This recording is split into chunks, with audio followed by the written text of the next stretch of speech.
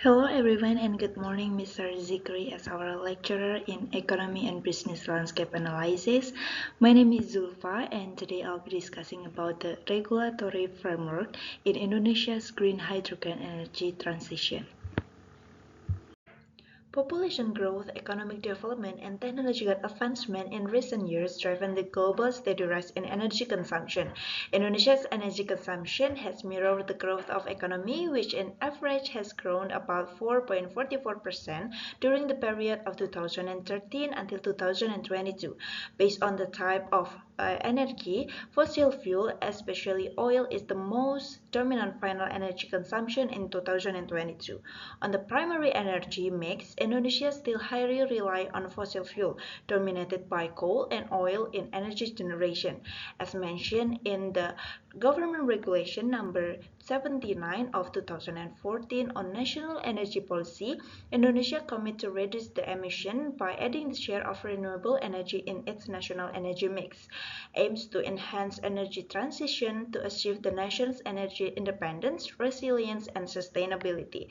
This is in line with the commitment on Paris Agreement and enhanced nationally determined contribution. Hydrogen emerged as a promising element to support clean energy transition due to its renewability, storability, and also adaptability. It can be categorized based on how it is produced, such as gray hydrogen, which is produced from natural gas through steam reforming and really significant carbon dioxide emission, and blue hydrogen is produced from natural gas and the carbon emission are captured using carbon capture storage technology, and the green hydrogen produced from water electrolysis using renewable energy power plant, resulting no carbon emission. The green hydrogen appears vital in an energy transition and expected to decarbonize difficult to abate sector significantly. The energy transition is a long-term effort that requires support from various stakeholders, including the government, industry, society, and also academia. Six collaborative research and development on green hydrogen project has been introduced in 2023 in Indonesia. However, the commercialization of the green hydrogen project in Indonesia remains difficult because there is no policy support. Therefore, the clear regulation is needed to promote the green hydrogen market competitiveness. Therefore, this study aimed to establish a comprehensive regulatory framework for Indonesia's green hydrogen energy transition. In this analysis, a comprehensive literature review was conducted using published journal, government report, as well as current regulation and policies to adopt effective regulatory framework in green hydrogen energy transition in Indonesia. Based on the analysis, the government of Republic Indonesia has issued several regulations to support the development and utilization of renewable energy. In principle, the development of green hydrogen has been addressed within the framework of the renewable energy policies. The development of renewable energy in Indonesia began in 2006 as stated in Presidential Regulation Number 5 of 2006 concerning national energy policy, and Law Number 30 of 2007 concerning energy, which states that the government must promote the development of renewable energy and regulate it effectively. And Law Number 30 of 2009 regulates planning and governance in the electricity sector, prioritizing the development of new and renewable energy resource. And Presidential Regulation Number 22 of 2017 National Energy General Plan, consisting a general action plan for renewable energy development up to 2050 in Indonesia. The newest policy in Presidential Regulation Number 112 of 2022, increasing the investment and accelerating the achievement of renewable energy mix target in the national energy mix. Indonesia also already developed the National Hydrogen Strategy in 2023, and the government aims to implement the three key measures covering the diversification on energy supply source, expansion of domestic demand, and creating of export market for hydrogen. Indonesia plans to introduce green hydrogen across four key economic sectors, including transportation, industrial feedstock, power generation, and commodity. To support the capital flow of green hydrogen development, the policy priorities in Indonesia should focus on incentive and fiscal policy. The Ministry of Energy and Mineral Resources, also preparing regulation on the incentive and tax breaks, will be included in the draft law on new energy, renewable energy, which is still on the evaluation stage. The draft policy also will cover the standard for tax holiday, tax allowance, and other regulation for carbon trading. Law number 30 of 2007 on energy lay out a cascading framework of energy policy formulation and planning. As we can see on the figure, it is show the linkage with subsidy, fiscal incentive policy, and other direct government support as administered by the Ministry of Finance. Subsidy for state-owned enterprise regulated under the Law number 19 of 2003, which obligate the government to compensate of SOE for the execution of any government assignment for the public good that is not profitable. Law number 30 of 2007 also authorized the government to provide facility and incentive to companies for renewable energy supply, such as in PMK or Peraturan Menteri Keuangan number 150 of 2080 regulate tax holiday, and PMK number 188 of 2015 regulate tax exemption of import duties.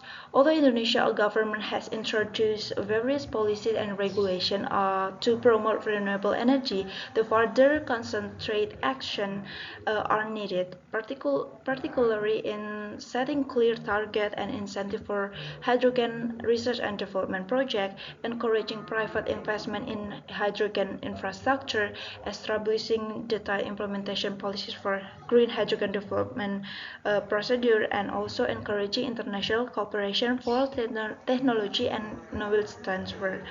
Strategy and policy of green hydrogen deployment should consider all of these aspects. As we can see on the right picture, it is must encompass a wide range of measures, including setting ambition target, providing financial incentive, and investing in research and development, and also promoting infrastructure development. Currently, the adoption of green hydrogen energy in Indonesia is still at the early stage, as you can see on the map. Though Indonesia has very abundant renewable energy resource, Indonesia may consider to adopt the green hydrogen policies and regulation from leading international countries such as Australia. After releasing the National Hydrogen Strategy in 2019, Australia augmented its regulation with technology roadmap in 2020 to accelerate the development of new emerging technology, becoming more economically competitive. Australia also accelerates the green hydrogen development by providing fund and lending to hydrogen research and development project. This fund comes from Australia Renewable Energy Agency and Clean Energy Finance Corporation. This country also implemented carbon pricing scheme and designed the guarantee of origin of green hydrogen. Green hydrogen policy approach should have four central pillars: national hydrogen strategy policy priorities, guarantee of origin, and also governance system.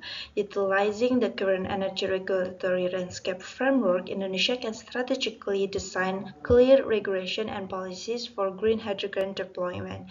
Based on the discussion that has been explained, the regulatory framework for green hydrogen development is shown on the table. In the next decades, we can establish effective and coordinated governance structure between the ministries and agencies overseeing the green hydrogen sector, and also accelerate the incentive and subsidies on green hydrogen research and development projects. Accelerate fiscal policies such as tariff discount, tax exemption, and tax holiday. And we also can make an investment framework for capital grants regulation, supporting on finance and loans program for green hydrogen development, and strengthen the carbon tax regulation. Also raising social awareness on green hydrogen, create a skilled workforce, And then in 2031 until 2040, Indonesia can amendment on the renewable energy tariff regulation, supporting regulation in green hydrogen infrastructure development, green hydrogen licensing and certification regulation, including guarantee of origin, and then regulation on standard and technical production of green hydrogen, and creating regulation on green hydrogen storage and transport pipeline, and also supporting regulation on fuel cell vehicle and refueling station development. As the market reform, in 2041 until 2060, Indonesia can make a green hydrogen export regulation and policy on green shipping corridor. Uh, Indonesia may establishing green hydrogen hubs and to integrate supply chain, and also make an integration hydrogen economy across the multi-sectoral industry. Here's the stakeholder mapping of key actors in green hydrogen project development in Indonesia. By creating multi-sectoral approach, Indonesia's regulator can ensure comprehensive and coordinated governance to implement efficient regulations and encourage a sustainable green hydrogen industry. Based on the analysis, it can be concluded that a well-designed regulatory framework is needed to achieving green hydrogen competitiveness in Indonesia and global. The proposed regulatory framework will focus on establishing a clear national strategy with a specific target, accelerating research and development through grant policy, leading investment through targeted incentive and fiscal policies, and creating standards for safety, certification, and emission of green hydrogen production and utilization in Indonesia. The study also emphasized the importance of carbon taxation, public awareness, and building a skilled workforce in green hydrogen energy adoption. Additionally, multi-sectoral collaborative is needed to address existing physical and regulatory infrastructure challenges, paving the way for establishing a green hydrogen economy in Indonesia. I think that's all for my presentation. Thank you for your attention and have a nice day.